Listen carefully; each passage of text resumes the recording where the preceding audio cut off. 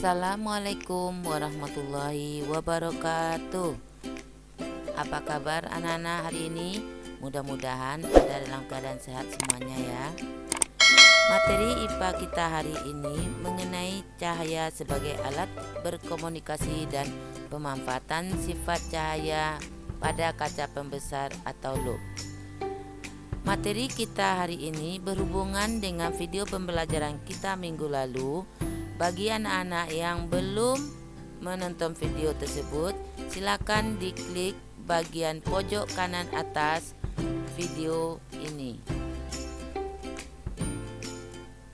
Pada masa perjuangan kemerdekaan, para pejuang Indonesia telah memanfaatkan cahaya untuk saling berkomunikasi. Komunikasi tersebut dilakukan dengan mengirim pesan atau berita berupa sinyal cahaya. Sinyal cahaya dikirim secara langsung, baik dari sumber cahaya maupun dengan menggunakan cermin. Sinyal cahaya yang dikirim langsung biasanya menggunakan lampu senter. Sementara cermin digunakan untuk memantulkan cahaya dari sumber cahaya seperti sinar matahari. Penerima pesan bertugas membaca sinyal cahaya untuk diketahui isi pesannya. Namun, untuk dapat saling berkomunikasi, si pengirim dan si penerima sinyal harus menyepakati kodenya terlebih dahulu.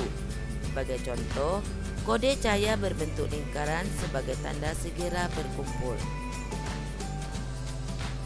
Pemanfaatan cahaya untuk berkomunikasi ini memanfaatkan sifat-sifat cahaya, di antaranya sifat cahaya yang merambat lurus dan sifat cahaya yang dapat dipantulkan. Oleh karena itu, saat berkomunikasi dengan cahaya harus dipilih lokasi yang tidak ada penghalang. Adanya halangan rintangan terhadap jalannya cahaya menjadikan sinyal cahaya tidak akan sampai ke penerima. Jika menggunakan sumber cahaya berupa cahaya matahari, bidang pantul memegang peranan penting. Cahaya akan dipantulkan sejajar dan teratur saat mengenai permukaan rata, misalnya cermin. Sebaliknya, cahaya akan dipantulkan ke segala arah dan tidak teratur saat mengenai permukaan tidak rata atau kasar. Cermin dikelompokkan menjadi 3, yaitu cermin datar, cermin cembung, dan cermin cekung. Setiap jenis cermin memiliki sifat-sifat pemantulan yang berbeda. Agar sinyal cahaya dapat mencapai lokasi tujuan dengan benar, cahaya harus diarahkan dengan benar. Sifat-sifat cahaya juga digunakan dalam pembuatan berbagai alat optik. Alat-alat optik bekerja dengan menggunakan prinsip kerja cahaya. Contohnya kaca pembesar loop atau yang disebut dengan suryakanta. Jenis alat optik loop ini sering digunakan oleh tukang jam tangan dalam bekerjanya.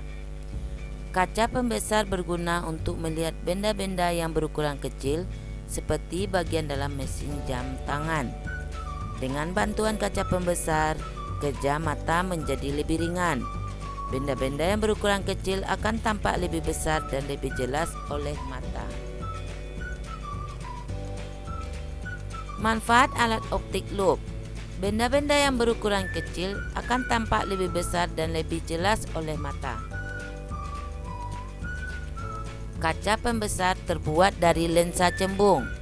Lensa cembung menghasilkan bayangan yang lebih besar dari ukuran aslinya. Kita bisa membuat kaca pembesar dari bahan-bahan sederhana yang ada di sekitar kita. Contoh bahannya bohlam bening, plastik bening, dan botol bening. Jika diisi dengan air bening, maka jadilah kaca pembesar atau loop yang sederhana. Jadi anak-anak bisa mempraktekkan cara membuat kaca pembesar ini di rumah dengan alat-alat sederhana yang ditampilkan ini. Sekian materi kita hari ini. Mudah-mudahan anak-anak dapat memahaminya. Wabillahi taufik wa hidayah. Wassalamualaikum warahmatullahi wabarakatuh.